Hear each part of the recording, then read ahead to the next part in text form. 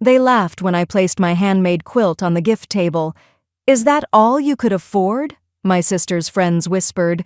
Little did they know, my husband, who arrived late, was about to silence every mocking voice in that reception hall with a gift no one saw coming. I still remember the sting of those judgmental glances, the way my sister Lisa's friends huddled together, champagne flutes in hand, eyeing my carefully wrapped package with thinly veiled disdain. I had spent weeks pouring my heart into that quilt, stitching memories into every panel, only to feel smaller than a speck of dust beneath their designer heels. My name is Jaylene, and I've always been the simple one. The sister who chose a life away from spotlights and status symbols. When Lisa moved to the city and married into wealth, I stayed behind, finding beauty in the ordinary. I fell in love with Henry, a man whose unassuming demeanor and worn jeans concealed something extraordinary that nobody at that wedding could have guessed. We live in a world that's quick to assign value based on price tags and brand names, but true worth? It's woven into the fabric of character, stitched together by actions rather than acquisitions. Sometimes it takes a moment of public humiliation to reveal who people really are, and sometimes it takes an unexpected gift to turn judgment into jaw-dropping silence. That day at my sister's wedding changed everything, not just for me, but for every person in that banquet hall. It stripped away pretense and forced everyone to confront the ugliness of materialism. More importantly, it taught my sister a lesson about love that no amount of money could buy. Have you ever offered something genuine only to be mocked for its simplicity? Have you stood in a room full of people who measured your worth by your wallet rather than your heart? If you've ever felt the cold shoulder of judgment for being authentic in a world obsessed with appearances, then this story might feel familiar. Before I tell you what happened when my husband walked into that reception hall, take a moment to subscribe. Because this journey from humiliation to vindication isn't just my story. It's for anyone who's ever been made to feel they weren't enough. And trust me, what happened next is something you won't want to miss. Growing up, Lisa and I shared a bedroom with faded wallpaper and a window that looked out onto fields of wildflowers. We weren't poor, just comfortably middle class in a town where nobody had much reason to show off. We'd spend summers catching fireflies in mason jars and winters building snowmen with mismatched scarves. Back then, Lisa was my best friend, the one who'd hold my hand when we crossed the creek behind our house, the one who knew all my secrets. Our parents taught us that value wasn't found in things but in moments. Mom would say, "Girls, the best things in life can't be bought," while Dad nodded along, his calloused hands testament to the honest work he believed in. We grew up rich in the ways that mattered, loved, secure, and content with what we had. But people change. When Lisa left for college in the city, something shifted. Each time she came home, she seemed less like the sister I knew, and more like someone trying to escape our small-town roots. Her clothes got fancier, her accent slightly altered, her stories filled with names of restaurants I couldn't pronounce and places I'd never been. Meanwhile, I stayed close to home, studying education at the local college. That's where I met Henry. He was different, quiet, thoughtful, with kind eyes that crinkled when he smiled. On our first date, we sat by the lake skipping stones, talking until the stars came out. He wore a faded t-shirt with a small hole near the collar, and I remember thinking how comfortable he seemed in his own skin. What I didn't know then was that Henry's simple appearance masked an extraordinary mind for business. He had built a tech company from his dorm room, sold it, and started another. But you'd never know it by looking at him. "Money should be a tool, not a personality trait," he'd tell me, and I fell in love with his values as much as his gentle soul. When Lisa met Richard at a charity gala, their whirlwind romance became fodder for local gossip. He came from old money, with a family name on buildings downtown. Suddenly, my sister was part of a world where worth was measured in square footage and vacation destinations. Our phone calls grew shorter, her visits home rarer. The gap between our lives widened into a chasm I wasn't sure how to cross. The invitation arrived on a Tuesday, thick cream cardstock embossed with gold lettering, announcing Lisa and Richard's wedding at the Grand Wellington Hotel. Inside was a note about their registry at 3 high-end department stores, with items starting at prices that made my stomach knot. My first thought wasn't excitement, but dread. What could I possibly give that would meet their expectations? That night, as Henry and I sat on our porch swing, I showed him the invitation. "I want to give her something meaningful," I said, watching fireflies dance in our modest garden. "Something that reminds her of who we were before all this." Henry squeezed my hand. "Then give her that, a piece of your heart, not your wallet." The idea came to me while sorting through old photos, a memory quilt. I dug through attic boxes, finding scraps of fabric from our shared childhood, a piece of the curtains from our bedroom, a square from the dress Lisa wore to her high school graduation, fabric from the tent we camped in during our last summer together. Each piece told a story only she would understand.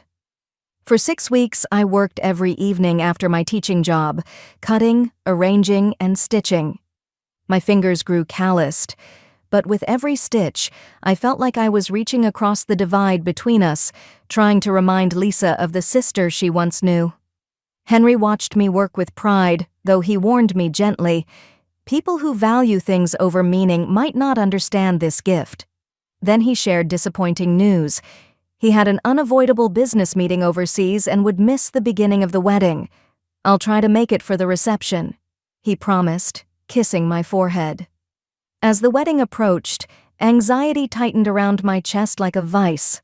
I wrapped the quilt in simple white paper, tied with a ribbon I'd saved from our grandmother's sewing box. Looking at it next to the glossy packages from the registry, I already knew it would stand out. But not in the way expensive gifts do. It would look exactly what it was, handmade, imperfect, and filled with love.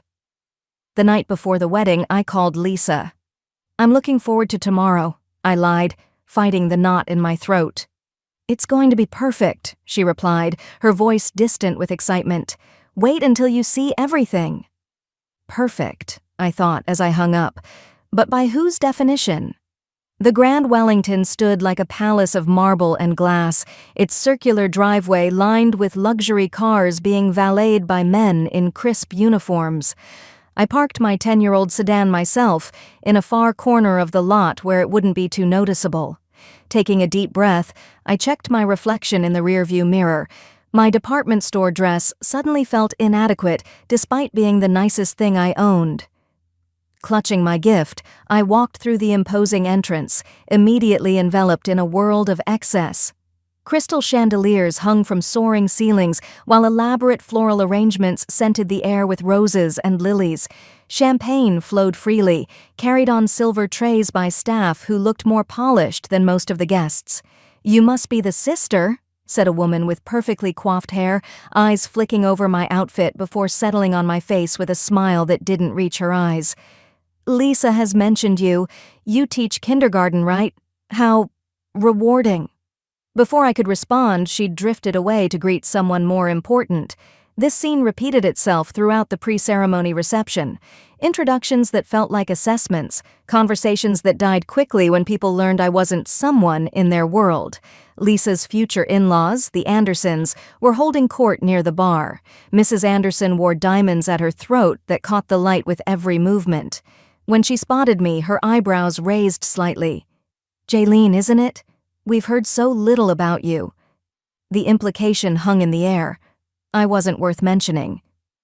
"Congratulations on gaining such a wonderful daughter-in-law," I offered, genuinely meaning it despite the chill in her response. "Yes, Lisa fits perfectly into our family," she replied, emphasis on perfectly, making it clear I wouldn't.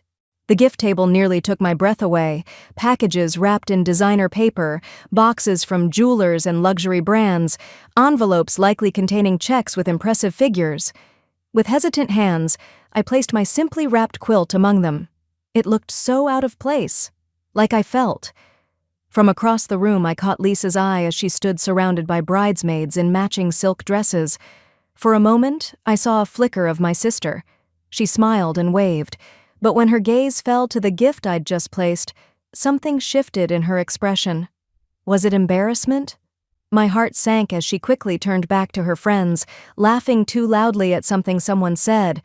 I found my seat at a table far from the bridal party, next to distant cousins and Richard's colleagues who'd drawn the same social short straw.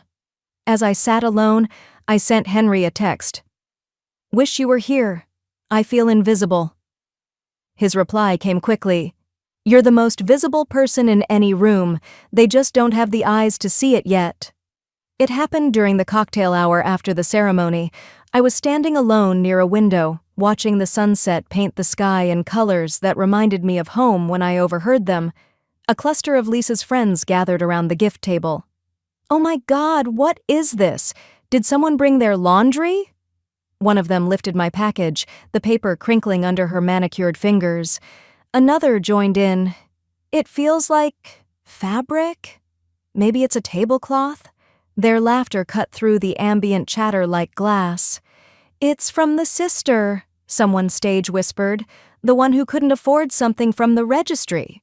My cheeks burned as I watched one of them snap a photo of my gift with her phone. "Lisa's going to die when she opens this. #weddingfail." I wanted to disappear, to melt into the expensive wallpaper or slip out the service entrance. But then I saw Lisa approach them, curious about their laughter. One of them held up my package, and even from across the room I could see my sister's face fall. "That's thoughtful of her," Lisa said, but her tone betrayed her. She glanced around nervously, as if worried others might see it. "You should open it now," urged one friend. "Give us all a good laugh before dinner." Lisa hesitated, then shook her head. "No, I'll open it later." But the damage was done. As she walked away, I saw her shoulders tense with embarrassment. A waiter passed with champagne, and I grabbed a glass, downing it too quickly. The alcohol did nothing to dull the humiliation coursing through me. In the bathroom mirror, I saw a woman who didn't belong. Not in this place. Not in my sister's new life. Tears threatened, but I blinked them back. I wouldn't give them the satisfaction. When I returned to the reception hall, Lisa's mother-in-law was examining the gift table with the wedding planner. "Perhaps move some of these more presentation-challenged items to the back," she suggested, pointing directly at my gift. My phone buzzed. "Henry. Landing now. Be there in 30 minutes." Relief washed over me, but doubt followed close behind. Even Henry, with his kind heart and understated presence, would be an outsider here. Maybe we should just leave after dinner. Make an excuse about an early flight, take my pitied gift, and disappear from this world where appearances mattered more than meaning. As I watched the staff rearranging the gifts, hiding mine behind larger, shinier packages, I realized with a pang that perhaps the distance between Lisa and me wasn't just about miles or lifestyle, it was about values that had diverged beyond reconciliation. The dinner bell chimed, signaling guests to take their seats. I checked my watch anxiously. 20 more minutes until Henry arrived. 20 more minutes of feeling like the family charity case. The reception was in full swing when my phone lit up with Henry's text, "I'm here." Those 2 words felt like a lifeline thrown into deep water. I excused myself from the table of barely acknowledged acquaintances and headed toward the entrance, needing his reassuring presence more than I'd ever admit. What I saw stopped me in my tracks. Henry stood in the doorway, but not the Henry who left our house in worn jeans and his favorite comfortable sweater. This man wore an impeccably tailored suit that whispered of luxury rather than shouted it. His usually tousled hair was styled, his posture confident yet relaxed. He looked like he belonged here, but in a way that was entirely his own. Heads turned as he crossed the room to me. I heard whispers. "Who is that?" from the same people who had dismissed me hours earlier. "Sorry I'm late," he said, kissing my cheek. His eyes, warm and familiar, were the only unchanged thing about him. "Did I miss the speeches?" "They're about to start," I whispered back, suddenly aware of the attention we were drawing. "You look different." He smiled that crooked smile I loved. "Just playing the part for one night. For you." He squeezed my hand. I heard what happened with your gift. Lisa's husband told me when I arrived. My face burned with renewed embarrassment. You know? I know that some people can't recognize priceless when they see it. He looked around the room with a quiet assessment that made me wonder what he was planning. Would you mind if I said a few words after the usual speeches? Before I could ask why, the microphone crackled as the best man stood to deliver his toast. We slipped into our seats, but the mood had shifted. People who hadn't glanced my way all evening were now stealing curious looks at Henry, at us. When the formal speeches concluded, Henry approached Richard, Lisa's husband, and whispered something. Richard looked surprised, then nodded, gesturing toward the microphone. As Henry walked to the front of the room, an expectant hush fell over the crowd. Lisa caught my eye, her expression questioning. I could only offer a small shrug in return. I was as clueless as she was.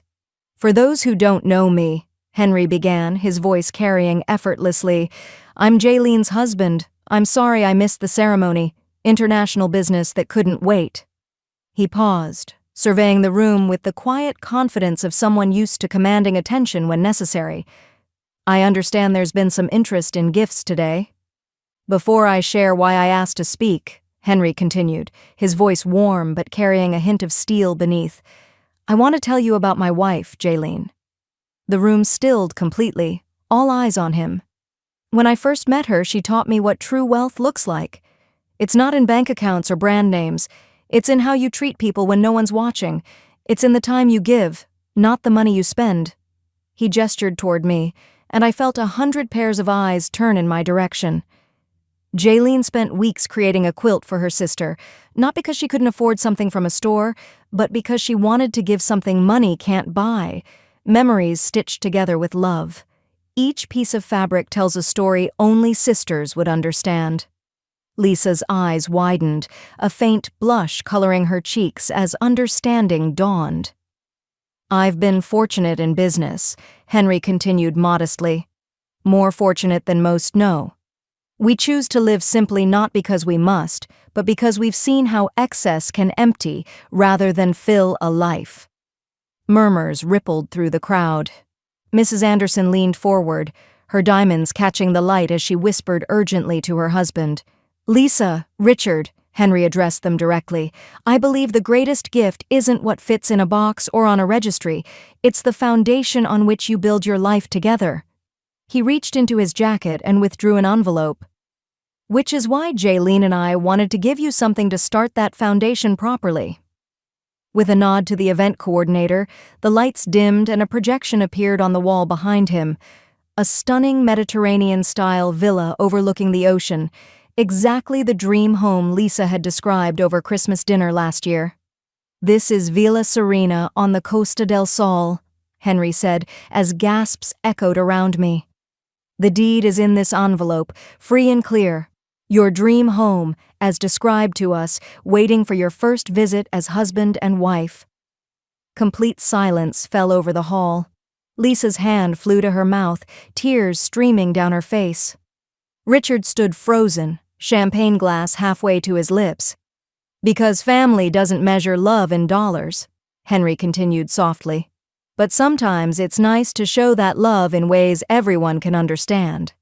He walked over to Lisa and placed the envelope in her trembling hands. Congratulations from both of us. As if breaking from a spell, the room erupted. People stood, applauding. Lisa threw her arms around Henry, then broke away to rush toward me, pulling me from my chair into an embrace that felt like the sister I remembered. I'm so sorry, she whispered against my hair. The quilt.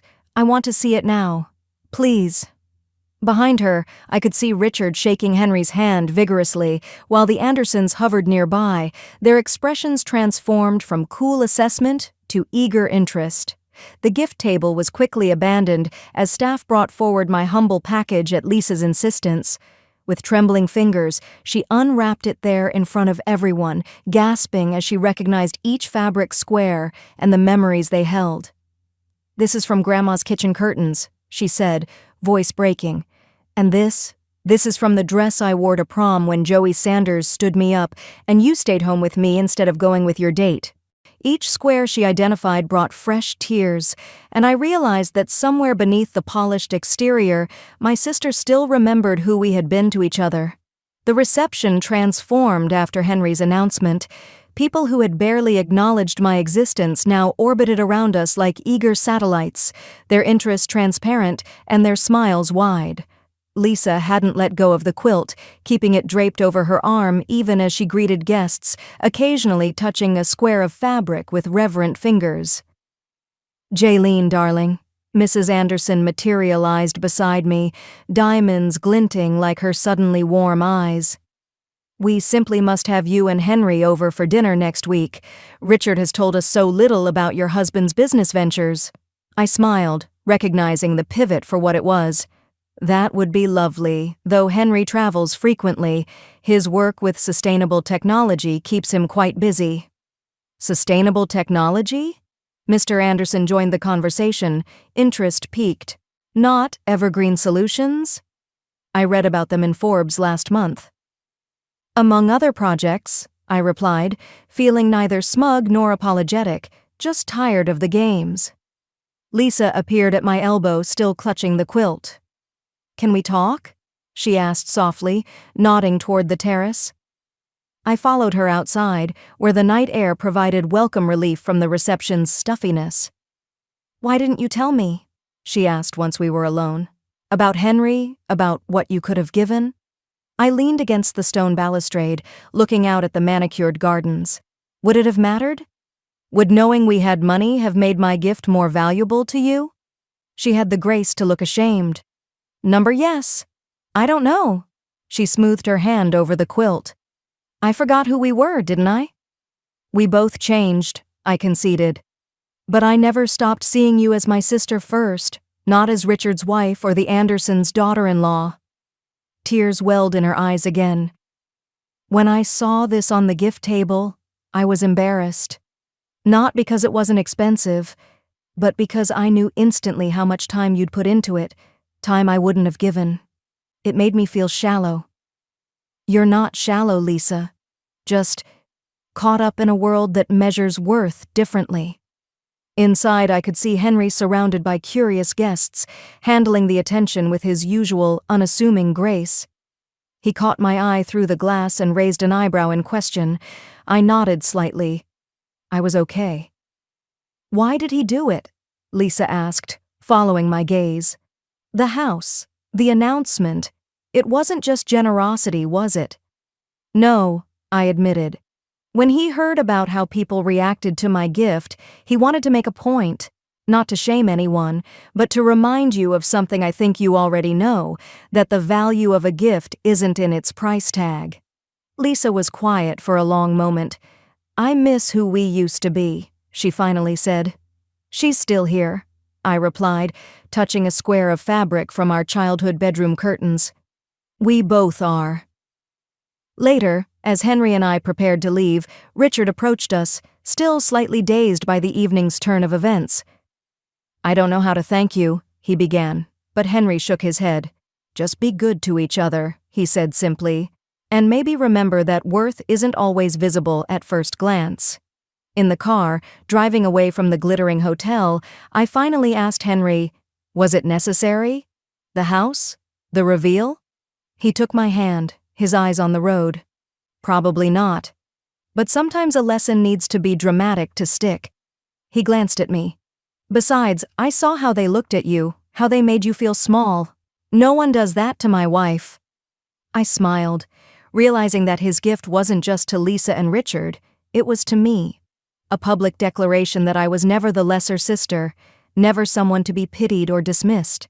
In his quiet way, Henry had shattered the hierarchy that had made me doubt my place in my sister's life. The months following Lisa's wedding brought changes I never expected. The quilt, my humble offering that had once been a source of mockery, now held a place of honor in Lisa and Richard's new villa. She'd sent photos of it displayed in their main living room, telling me how she explained each square's significance to visitors who admired it. Our relationship began a slow healing, bridging the gap that had grown between us. Sunday phone calls became a ritual again, conversations no longer filled with name-dropping or veiled comparisons. Instead, Lisa asked about my students, remembered birthdays of mutual friends, and even visited us at our modest home without a hint of the condescension that had colored her previous trips. "Your house feels like a home," she told me during one visit, running her hand along our well-worn couch. "Mine still feels like a magazine spread sometimes." The Andersons, predictably, pursued a friendship with Henry that thinly veiled their interest in his business connections. More surprisingly, they seemed genuinely chastened by the wedding revelation. Mrs. Anderson, during a dinner at their estate, took me aside with uncharacteristic humility. "I judged you unfairly," she admitted, the diamonds at her throat somehow less intimidating than before. "Richard tells me you're the one person Lisa calls when she needs real advice." "Sisters are good for that," I replied simply. Richard changed too. The ambition that had made him a perfect match for Lisa's social climbing softened into something more grounded. He consulted Henry on charitable foundations, started a mentorship program at his firm for underprivileged youth, and even began joining Lisa on her visits to our parents' home, something he'd always found excuses to avoid before. As for Henry and me, we continued living as we always had, comfortably but without ostentation. His business success grew, but our values remained unchanged. We chose experiences over possessions, relationship over status. "Do you ever regret it?" I asked him once. "Not living up to what your wealth could buy?" He looked up from the book he was reading in our small backyard garden. "I live exactly as wealthy as I want to be," he said. "Rich in what matters." 1 year after the wedding, Lisa announced her pregnancy during a family dinner at our parents' home. As congratulations flowed, she reached for my hand. "Will you make a baby quilt?" she asked quietly. "Like the wedding one, with family memories?" I squeezed her fingers, feeling the full circle of our journey. "Already started," I confessed. Later, watching our family gathered around the table, parents, Lisa, and Richard, Henry, I realized that the gift at the wedding had never been just about a quilt or a villa. The real gift had been perspective, a mirror held up to values that had drifted off course. Sometimes it takes a moment of humiliation followed by an unexpected revelation to remember what truly matters. For Lisa, it was rediscovering the sister who knew her before designer labels defined her worth. For her friends, it was the humbling lesson that judgment often reveals more about the judge than the judged. And for me, it was the confidence to know that my worth had never been in question, except perhaps in my own mind. Looking back on that wedding day now, 3 years later, I can see it was a turning point for all of us. The moment when appearances shattered to reveal what lay beneath, both the ugliness of judgment and the beauty of genuine connection. Lisa and I sit on her terrace overlooking the Mediterranean, watching her toddler son play on a quilt spread across the lawn, his own memory quilt, stitched together from his parents' favorite clothes and blankets. The original wedding quilt hangs framed in their entryway, a daily reminder of lessons learned. "I was such a snob," Lisa says, shaking her head at the memory. "I can't believe I was embarrassed by your gift." "And I was insecure," I admit. "Always measuring myself against what I thought you had become." We've both grown. Lisa found her way back to authenticity without abandoning the life she built. I discovered confidence that doesn't depend on others' validation.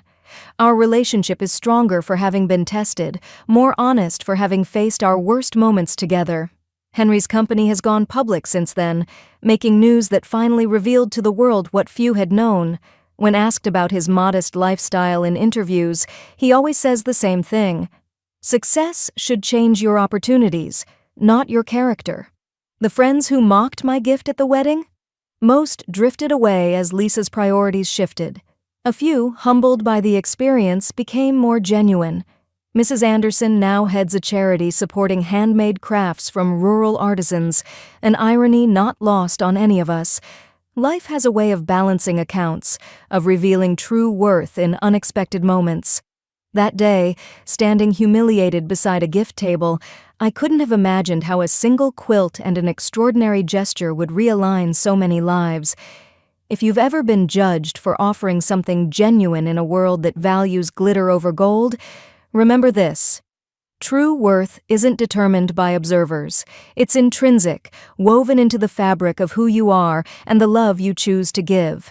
The most valuable gifts, the ones that change lives, rarely come in expensive packages. They come wrapped in courage, in vulnerability, in the willingness to offer your authentic self, even when it might be misunderstood. My name is Jaylene, and this is my story. But in many ways, it's a story about all of us. About the masks we wear, the judgments we make, and the moment when we discover that what matters most was never for sale. If this story resonated with you, please subscribe to hear more reflections on finding authenticity in a world obsessed with appearances. Share your own experiences in the comments below. When have you been judged unfairly? When has someone's true worth surprised you? Remember, in a world that's quick to assign value based on the surface, the most revolutionary act is to see and be what lies beneath.